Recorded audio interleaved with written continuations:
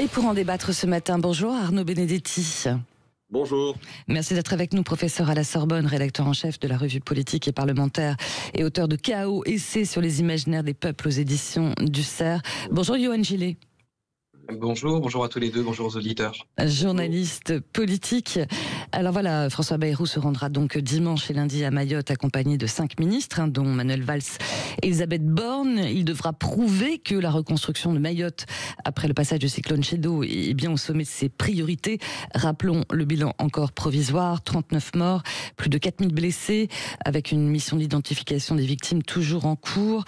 Premier déplacement officiel, première crise et première polémique pour le Premier ministre. Il aurait dû y aller bien avant, Arnaud Benedetti, même si j'imagine déjà votre réponse. Oui, vraisemblablement, parce que si vous voulez, en l'occurrence, le temps de la communication est un temps qui nécessite, lorsqu'il y a une catastrophe, une très grande réactivité. Le problème, c'est d'ailleurs pas tant qu'il n'y soit pas allé immédiatement, peut-être. C'est surtout qu'il ait donné l'impression de s'atteler à des tâches qui étaient des tâches qui pouvaient paraître ancillaires, pardonnez-moi cette expression un peu vieillotte, mais qui, en l'occurrence, ne correspondaient pas à l'urgence de la situation à Mayotte. Lorsqu'il se rend à Pau et qu'il ne va pas à Mayotte, en effet, il envoie un signal qui est un signal qui n'est pas, en effet, très positif.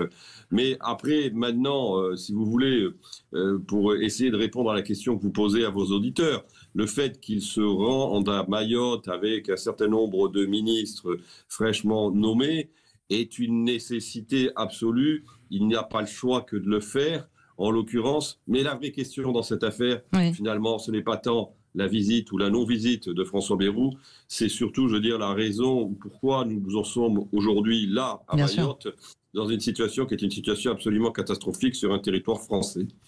On en reviendra sur cet abandon institutionnel de Mayotte depuis des années, comme vous le dites. Mais première réaction aussi à vous, Yohann Gillet, faute politique ou pas du Premier ministre qui a apparu totalement à contre-temps par rapport à ce qui s'est passé à Mayotte? Maladresse, en tout cas, politique, c'est évident. François Bayrou a eu un petit laps de temps, on va dire, de décalage parce que il a fallu qu'il se cale avec lui-même. François Bayrou, depuis longtemps, attendait ce poste, cette responsabilité de Premier ministre. C'était donc d'abord, si vous voulez, la rencontre d'un homme avec son destin. Et il a oublié que la France était dans une situation telle qu'il fallait d'abord que ce soit la rencontre entre un homme et le pays. Et une population, et cette population, elle est évidemment aussi à Mayotte. On a toujours les yeux rivés sur l'Hexagone, et pourtant, lointain là-bas, nous avons nos concitoyennes et nos concitoyens. Donc François Bayrou est un homme qui, ça y est en train d'entrer dans le rôle de Premier ministre, mais il a dû dépasser ses propres émotions qui furent les mêmes lorsqu'il avait été élu enfin maire de Pau, où il était, on le voyait, dans une émotion considérable parce que c'était son rêve de toujours qui se réalisait. C'est un homme qui a besoin toujours d'un petit temps de décalage. Enfin, il n'est pas né de la dernière pluie. Il n'est pas né de la dernière pluie aussi en termes d'émotion quand même. Non, mais François Bayrou, c'est un homme à l'esprit vif, mais à l'expression lente, dans un monde qui exige qu'on s'exprime rapidement et qu'on agisse rapidement, et où le off n'existe quasiment plus. C'est pas un mode d'expression qui est fait pour François Bayrou, et voilà, ça lui ressemble. C'est-à-dire que c'est un homme qui commence par les dérapages et par les petits éléments de langage parfois un peu décalés, et ensuite qui se recale.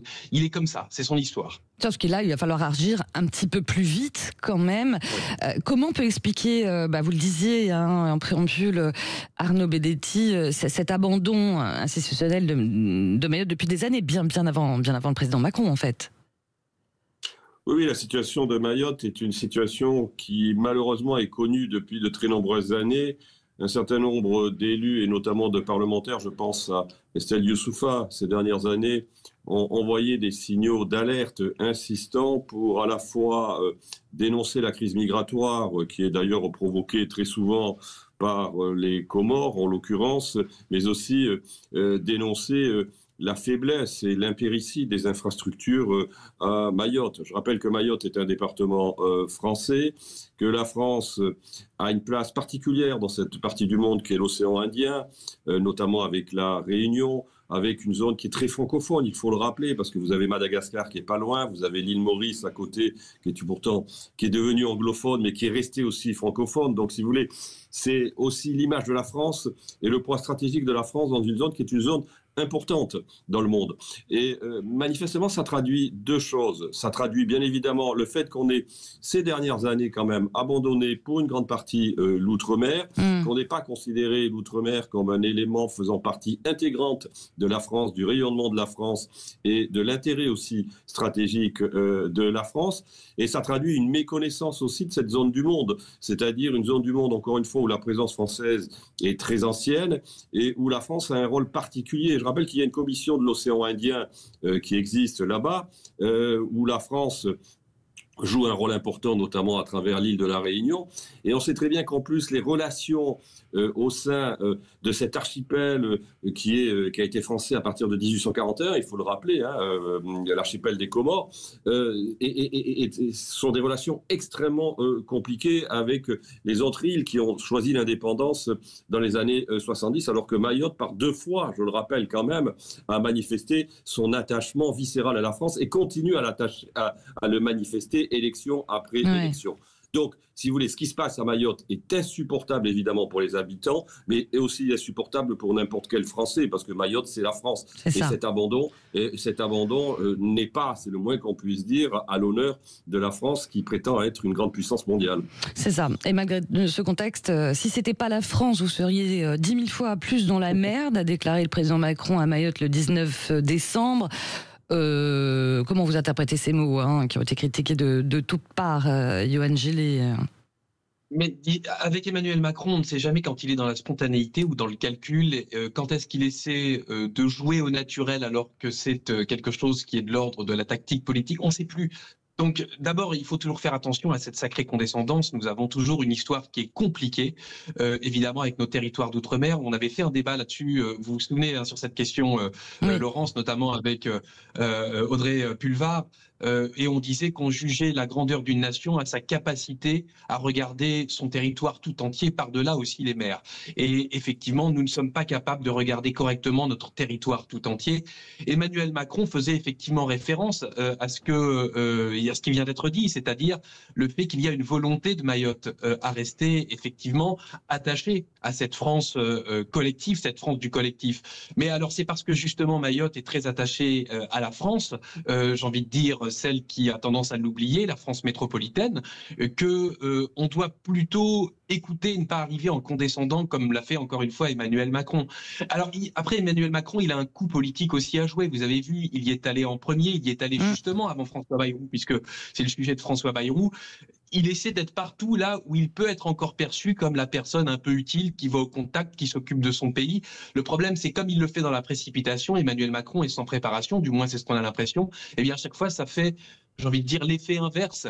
Et à chaque fois, il paraît comme arrogant là où lui voulait apparaître comme réactif. C'est toujours le problème de la stratégie d'Emmanuel Macron. C'est l'expression que j'avais utilisée il y a 1 an, il court comme un poulet sans tête. Il court comme un poulet sans tête. C'est votre lecture un petit peu de ce genre de déclaration ou pas, Arnaud Benedetti, par rapport au président Macron?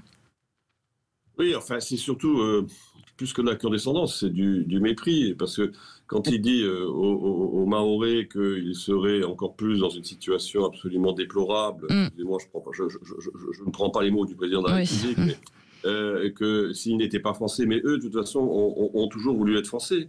Ils n'ont jamais remis en cause l'attachement à la France. C'est-à-dire que là, quand il tient ses propos, il les soupçonne presque, d'être, en distance par rapport à la France. Mais c'est absolument insupportable. Ils se sentent français. Ils sont français d'ailleurs. Ils demandent qu'à être français comme n'importe qui.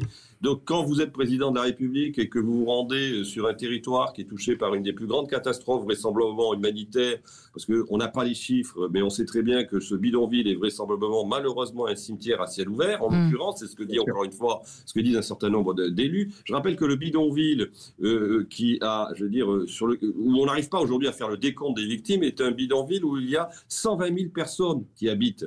C'est le plus grand bidonville d'Europe. C'est absolument considérable. Et c'était sur le territoire français. Et on n'a pas voulu le voir, en l'occurrence. Donc, quand il se rend là-bas et qu'il tient les propos qui sont les siens, oui, je le dis, il n'est pas à la hauteur, finalement, de la responsabilité qui est la sienne. Un chef de l'État doit faire preuve de gravité, il doit faire preuve de compassion, il doit manifester la solidarité de la nation par rapport à un drame et par rapport à des gens qui sont dans le deuil et dans la souffrance. Là, qu'est-ce qu'il a fait? Il nous a refait un coup qui était le coup du grand débat. On ne lui demande pas de faire le grand débat lorsqu'il y a une catastrophe humanitaire. On lui demande d'être un peu sérieux et manifestement, je crois que là, il a manqué, c'est le moins qu'on puisse dire, d'un peu de rigueur et un peu de sérieux. Votre regard, Yohann Gillet, sur le choix de Manuel Valls, donc le nouveau ministre des Outre-mer, ça a été une surprise pour beaucoup. D'ailleurs, il sera bien sûr demain à Mayotte, mais il restera un petit peu plus longtemps pour mener sur place des consultations pour amender la loi spéciale sur Mayotte. Alors, Manuel Valls, monsieur Outre-mer. Attention, parce que on n'est plus dans une période classique, c'est-à-dire que avant on pouvait, en tant qu'éditorialiste ou journaliste, donner un regard sans abîmer le pays. Maintenant, dès qu'on abîme un ministre, la situation est tellement terrible, si je puis dire, qu'on abîme aussi la France. Oui, enfin, vous pouvez dire ce que vous pensez un petit peu de je vais le dire Manuel Valls. Mais ce que je veux dire par là, c'est que je ne veux pas tirer sur les ambulances, pour le dire très clairement. Ah, bah voilà, comme ça, c'est fait. Manuel Valls, si vous voulez, je ne vais pas porter de jugement sur l'homme, mais en termes d'image publique, puisque en fait François Bayrou disait qu'il voulait que les Français s'attachent à des visages connus. La question, c'est de savoir pourquoi sont-ils connus. Manuel Valls, on va dire que son image médiatique ces temps-ci, c'était un petit peu l'homme dont personne ne voulait plus. Je ne dis pas que c'est ce que je pense, je dis que c'est en tout cas médiatiquement l'image qui lui collait à la peau. Et cette image médiatique qui lui est collée à la peau, c'est-à-dire que même l'Espagne n'a pas voulu effectivement, j'ai envie de dire, de sa présence politique, on va dire. Où est-ce qu'on le met? Aux Outre-mer, justement, où là déjà on est soupçonné d'être dans le lointain, c'est-à-dire dans une France qui n'est pas tout à fait la France dans la tête de certains. Et je pense que c'est pas évident, je trouve, de nommer Manuel Valls à ce poste-là pour une raison très simple, c'est que, vous voyez, en tant que personne, j'ai envie de dire, qui est perçu comme s'étant éloigné de la France et comme étant rejeté un petit peu par la classe politique, le remettre à l'endroit du lointain, si je puis dire, justement, c'est quelque chose de compliqué. C'est pas ce qui va rapprocher nos amis, par exemple, de Mayotte, de cette conscience collective de ce que c'est que la France. Je suis pas sûr que ce soit un très bon choix. Enfin, je pense qu'il y a un problème. Je sens que vous pesez vos mots, en tout cas, Yohann. Je sens que vous pesez vos mots, quand même. Oui, parce que j'ai pas envie d'abîmer la France. Elle est dans un état catastrophique comme elle ne l'a jamais été. Donc, il faut faire attention à pas abîmer à travers les ministres excessivement la France non plus. Bon, je ne sais pas si Arnaud Benedetti, vous allez peser vos mots ou pas, mais le choix de Manuel Valls, alors pour vous, bon choix ou pas?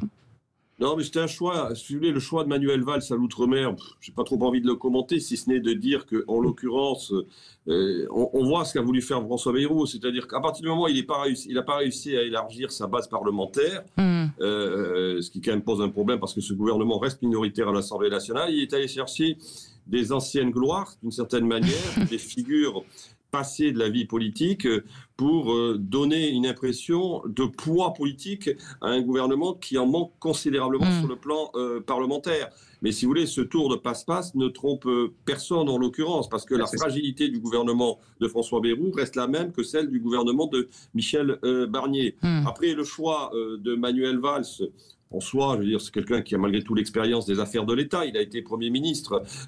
Donc, on peut considérer qu'il saura être, en tout cas, dans la fonction de ministre de l'Outre-mer, dans une situation où l'Outre-mer est encore une fois extrêmement fragilisée. Il y a Mayotte, mais je rappelle qu'il y a aussi la situation en Nouvelle-Calédonie qui est pour le moins préoccupante. Après, le problème de Manuel Valls, c'est qu'il a une image, ça a été rappelé par Yohann, qu'il a une image d'opportunisme ces dernières années qui, en effet, nuit considérablement à la perception qu'on peut avoir de lui, en tout cas dans un certain nombre de segments de l'opinion. C'est ça. Merci beaucoup pour vos lumières, à vous deux, d'avoir été avec nous ce matin. Arnaud Benedetti, merci. Et merci Yohann Gillet, à très vite.